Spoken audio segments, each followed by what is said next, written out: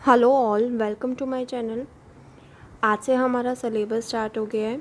तो आज हम करेंगे वर्कशीट नंबर 1 जो कि शिक्षा निदेशालय राष्ट्रीय राजधानी क्षेत्र दिल्ली द्वारा दी गई है। इस वर्कशीट को आपने एक अलग कॉपी में करना है। अभी तक तो हम एक्टिविटी वाली वर्कशीट्स करते आए थे, लेकिन आज से हमारे पास सिलेबस स्टार्ट हो गया है। तो इसके लिए हम एक अलग नोटबुक बनाएंगे। तो मैथ्स की आप अलग नोटबुक बनाएंगे जिसके अंदर वर्कशीट करेंगे। तो चलिए स्टार्ट करते हैं। आज की वर्कशीट हमारी संख्याओं के ऊपर है। तो संख्याएं जानते हैं किस तरह से होती है। और जब आप वर्कशीट करेंगे तो डेट डालेंगे 8 सितंबर 2020, वर्कशीट नंबर 1, और अपने क्लास टीचर का नाम लिखेंगे। ठीक है। तो संख्याओं को जानते हैं। संख्याएं होती क्या हैं? संख्याएं हमारे पास 4 तरीके की होती हैं। संख्याएं यानी नंबर जो हमारे पास होते हैं वो 4 तरीके के होते हैं। पहला हमारे पास होता है प्राकृत संख्याएं यानी नेचुरल नंबर्स। दूसरा हमारे पास होता है पूर्ण संख्याएं यानी होल नंबर्स। तीसरा हमारे पास होता है पूर्णांक यानी कि इंटीजर्स। और चौथा हमारे पास होता है परिमेय संख्या।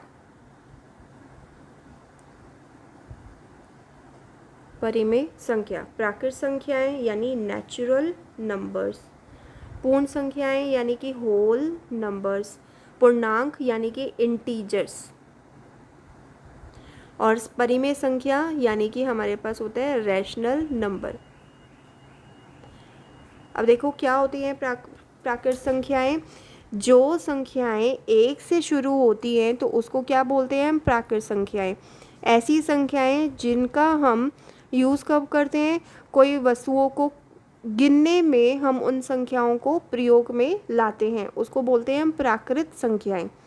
पूर्ण संख्याएं क्या होती हैं? पूर्ण संख्याएं प्राकृत संख्याएं ही होती हैं, लेकिन पूर्ण संख्याएं 0 से स्टार्ट होती हैं। ठीक है। जैसे प्राकृत संख्या 1 2 3 4 5 6 कहाँ तक जा रही हैं हमें नहीं पता। ठीक है, कहाँ फिनिश हो रही है हम नहीं जानते, लेकिन शुरू कहाँ से होती है? 1 से होती है, तो वो तो होती है प्राकृत संख्याएं। और पूर्ण संख्याएं क्या होती हैं? जो ऐसी संख्याएं जो 0 से यानी शून्य से स्टार्ट होती हैं, 0 से स्टार्ट होती हैं और कहाँ ख़त्म होती हैं हमें नहीं पता। यानी कि 0 1 2 3 4 5 6 आगे कहाँ तक जाती है हमें नहीं पता। ठीक है, वो होती हैं हमारे पास पूर्ण संख्याएं। फिर पूर्णांक यानी इंटीजर्स, ऐसी संख्याएं जिन्हें हम पूर्ण संख्याओं में एक नेगेटिव नंबर्स भी इंक्लूड कर दें। यानी कि हम अगर पूर्ण संख्याएं लिख रहे हैं 0 1 2 3 4 5 6 और कहाँ तक हमें नहीं पता, इसी के अंदर हम ऋणात्मक संख्याएं भी ऐड कर दें यानी नेगेटिव नंबर्स को भी इंक्लूड कर दें, तो हमारे पास क्या हो जाएगा? ये हमारे पास हो जाएंगी पूर्णांक। ठीक है। फिर आते हैं हमारे पास परिमेय संख्या, जिसको इंग्लिश में रेशनल नंबर्स बोलते हैं। ये कैसी फॉर्म होती है? अगर हम पूर्णांक को, दो पूर्णांक को आपस में भाग कर दें तो ऐसी संख्याएं हमें मिलें जो कि पूर्णांक ना हो, उसे क्या कहते हैं हम? परिमेय संख्या। तो चलो उसकी डेफिनेशन पढ़ते हैं। देखो, प्राकृत संख्या वस्तुओं को गिनने के लिए जिन संख्याओं का प्रयोग करते हैं उन्हें क्या कहते हैं? प्राकृत संख्याएं। ठीक है। अब ऐसे ही आपने अपनी मर्जी से कोई भी 5 प्राकृत संख्याएं यहाँ पर फिल करनी है। ठीक, ये आपका होमवर्क। फिर पूर्ण संख्याएं, जब हम प्राकृत संख्याओं में 0 को मिला दें तो वो पूर्ण संख्याएं बन जाती हैं, यानी कि 0 1 2 3 4 एंड सो ऑन। तो इसका मतलब है कोई भी नंबर्स होती हैं, लेकिन हमें ये नहीं पता ये जो संख्याएं हैं वो कहाँ जाकर ख़त्म हो रही हैं। स्टार्टिंग तो हमें पता है, लेकिन कहाँ ख़त्म हो रही है ये हमें नहीं पता। तो ये हम यहाँ पर आपने अपनी मर्ज़ी की 5 पूर्ण संख्याएं लिखनी है। ठीक है। फिर आता है पूर्णांक। जब पूर्ण संख्याओं में प्राकृत संख्याओं के ऋणात्मक को शामिल कर देते हैं यानी नेगेटिव नंबर्स को इंक्लूड कर देते हैं, तो उसे क्या बोलते हैं? पूर्णांक। अब पूर्णांक को आप संख्या रेखा से भी जान सकते हो। संख्या रेखा हमने सीखी थी। 0, यहाँ पर हमें पता है कि 0 के राइट साइड में सारे के सारे पॉजिटिव यानी धनात्मक नंबर्स आते हैं। ठीक है। और लेफ्ट साइड पे हमारे पास क्या आते हैं? ऋणात्मक यानी नेगेटिव नंबर्स आते हैं। तो ये नंबर जो हम लिख रहे हैं ये हमारे पास क्या है? ये हमारे पास पूर्णांक है। ठीक है, क्योंकि ये नेगेटिव भी आ रहे हैं और पॉजिटिव भी आ रहे हैं। ठीक है, तो इसका मतलब है पूर्णांक क्या होते हैं, कहाँ से शुरू हुए हैं ये हम नहीं जानते, कहाँ ख़त्म हो रहे हैं ये भी हम नहीं जानते, तो उसको बोलते हैं हम पूर्णांक। ठीक है, यहाँ पर आपने क्या करना है, यहाँ पर आपने कोई भी 5 पूर्णांक लिखने हैं जो भी आपका मन हो।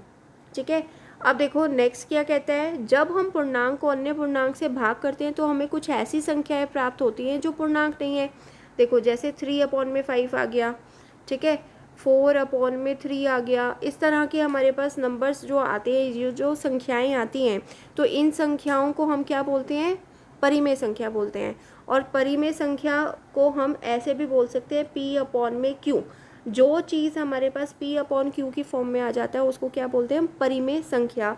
बट यहाँ पर एक शर्त होती है कि Q कभी भी 0 नहीं होना चाहिए, क्योंकि 1/0 तो कुछ होता ही नहीं है। ठीक है, हाँ 0/1 बोल सकते हो, लेकिन 1/0 तो कुछ भी नहीं होता, तो Q 0 नहीं होना चाहिए। तो जो संख्याएं P/Q की फॉर्म में होती हैं उसे क्या बोलते हैं हम, परिमेय संख्याएं। अब आपके लिए क्वेश्चन है कि दिए गए समूह में से संख्याएं देखकर नीचे दिए गए समूह में लिखो।